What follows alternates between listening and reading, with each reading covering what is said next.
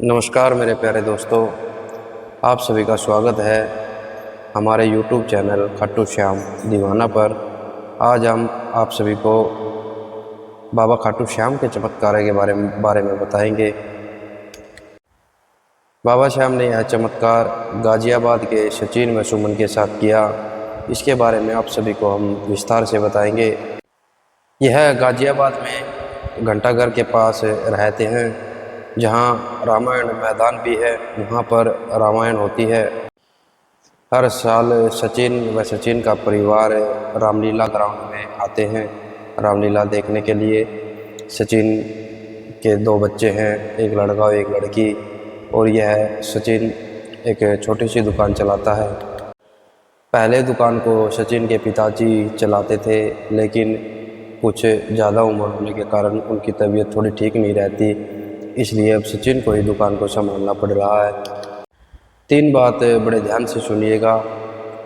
एक तो ये, ना तो ये बाबा श्याम को जानते और ये ना बाबा श्याम को मानते, और ये जिस दुकान में काम कर रहे हैं, जो इनकी दुकान है, वो ना ही इनके नाम है।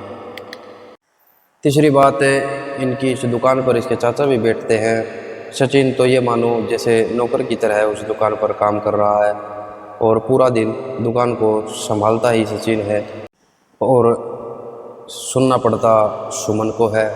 इसके चाचा व चाची इन्हीं के साथ इनके घर में ही रहते हैं। सचिन के चाचा ने धोखे से सचिन के पिताजी से प्रॉपर्टी में हिस्से के लिए साइन वगैरह करा लिए थे। सचिन के चाचा ने उसके पापा से यह भी लिखवा लिया, अगर दुकान पर उसके पापा नहीं बैठेंगे तो कानूनी अधिकार उसके चाचा का होगा।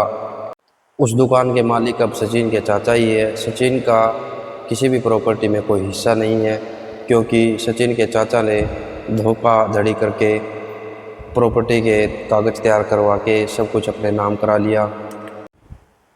रामलीला का टाइम था। सचिन और सुमन अपने बच्चों के साथ रामलीला देखने के लिए जा रहे थे। उन्हीं के मकान में किराए पर एक परिवार रहता था, जिनके 6-7 बच्चे थे। वह भी उनके साथ ही चल पड़े।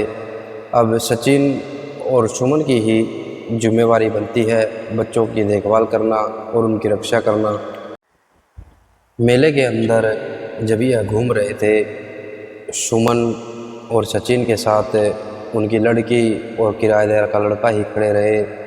बाकी 7 बच्चे गुम हो गए, और यह सब देखकर सुमन और सचिन परेशान हो गए। सचिन और सुमन पूरे मेले के अंदर कभी इधर कभी उधर बच्चों को ढूंढते रहे। काफ़ी समय बीत गया, लेकिन उनके ढूंढने के बाद भी बच्चे नहीं मिले। फिर सुमन एक दुकान के पास से गुजर रही थी, तो उन्हें एक गणेश की तस्वीर नज़र आई। उन्होंने सचिन को बोला कि यहाँ पर गणेश जी की मूर्ति है, जिसको लेना था उन्होंने घर से ही सोच कर आए थे, ताकि वो गणेश को ले और हमारे बच्चे मिल जाए। लेकिन सुमन को वह गणेश दिखाई दे रहे थे। फिर दुकान वाला सुमन को बोलता है, आपका दिमाग तो ठीक है, यह गणेश जी की मूर्ति नहीं है, यह बाबा श्याम की मूर्ति है। फिर सचिन ने बोला कि आप श्याम बाबा की मूर्ति ही पैक कर दो।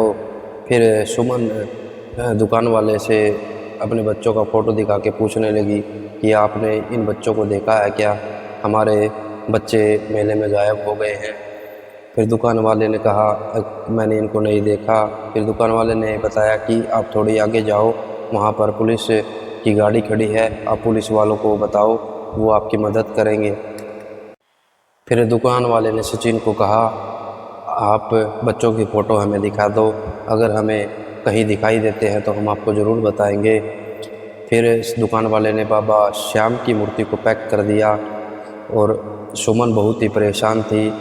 सुमन ने बाबा श्याम की मूर्ति की पैकिंग को हटा दिया और बाबा श्याम को बोलने लगी, अगर आपने हमारे बच्चों को नहीं ढूंढवाया तो मैं आपको यहीं पर ही छोड़ जाऊंगी, अब आपको ही हमारी मदद करनी पड़ेगी।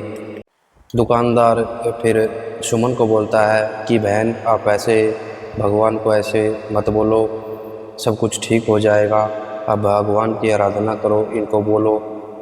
सुमन दुकानदार को कहती है कि मुझे यह भगवान श्री कृष्ण जी लग रहे हैं। सचिन दुकान वाले से बोला, भैया मूर्ति के कितने पैसे हो गए? दुकान वाले ने पैसे लेने से मना कर दिया। दुकान वाला बोला, कोई बात नहीं, आप ले जाओ, आप पहले ही बहुत परेशान हो। फिर वह सचिन उसके साथ ज़बरदस्ती करता रहा। और एक और बात, सचिन के पास पैसे भी ख़त्म हो चुके थे, सुमन के पास ही 100 रुपये बचे हुए थे। दुकानदार उनको कहता है, अगर चलो आपको पैसे ही देने हैं, जो आपकी इच्छा हो वो दे जाओ। फिर सुमन ने दुकानदार को 100 रुपये दे दिए और वह मूर्ति को लेकर चल पड़े। सुमन रो रही थी, बाबा श्याम को पुकार रही थी। कुछ ही देर में कुछ ऐसा हुआ, सुमन सचिन को कहने लगी, आप उधर चलिए, मुझे बाबा श्याम की आवाज़ आ रही है। बाबा श्याम मुझे बोल रहे हैं कि आपके बच्चे 2 नंबर गली के मोड़ पर बैठे हैं। जैसे ही सुमन व सचिन आगे बढ़कर 2 नंबर गली के मोड़ पर जाते हैं तो उन्हें वहाँ पर बच्चे मिल जाते हैं और 2 बच्चे उन्हें देखकर बहुत ही ज़ोर ज़ोर से रोने लग जाते हैं। अभी तो उन्हें 2 ही बच्चे मिले, 5 और गायब थे। फिर सुमन ने दूसरी ओर मुड़कर देखा तो उनको 5 बच्चे भी दिख गए। सबसे आश्चर्य की बात यह है कि उन 5 बच्चों के हाथ बंधे हुए थे। दोस्तों, आखिरकार बाबा श्याम ने उनके माँ बाप से उन बच्चों को मिला ही दिया। सुमन और सचिन कहते हैं कि किसी की ज़िंदगी में चमत्कार होता हो या ना होता हो, हमें किसी से कोई मतलब नहीं, लेकिन पहली बार में ही हमारे साथ बाबा श्याम ने चमत्कार किया, हमारे बच्चे सुरक्षित मिल गए। चमत्कार होने के बाद सुमन ने 1000 लोगों को बताया कि हमारे साथ ऐसी घटना घटी। जिसके घर में एक बार श्याम बाबा की मूर्ति आ जाती है, कष्ट का तो दूर दूर से कोई नाता ही नहीं है। उनके सभी बच्चे सुरक्षित मिल गए, इसलिए बाबा श्याम को हारे का सहारा कहा जाता है। श्याम बाबा अपने भक्तों का साथ जरूर देते हैं। दोस्तों, कोई भी भगत अगर परेशान है, एक बार बाबा श्याम के दरबार पर ज़रूर जाए। यह दरबार राजस्थान जिला सीकर गांव खाटू में स्थित है। एक बार दर्शन जरूर करके आए। आपके दर्शन मात्र से आपके सभी संकट और आपके रुके हुए काम अवश्य पूरे होंगे।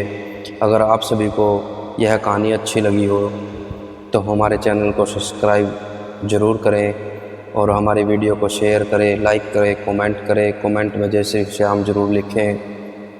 आप सभी को बहुत बहुत धन्यवाद। आज के लिए इतना ही। नमस्कार। जय श्री श्याम। जय खाटू नरेश।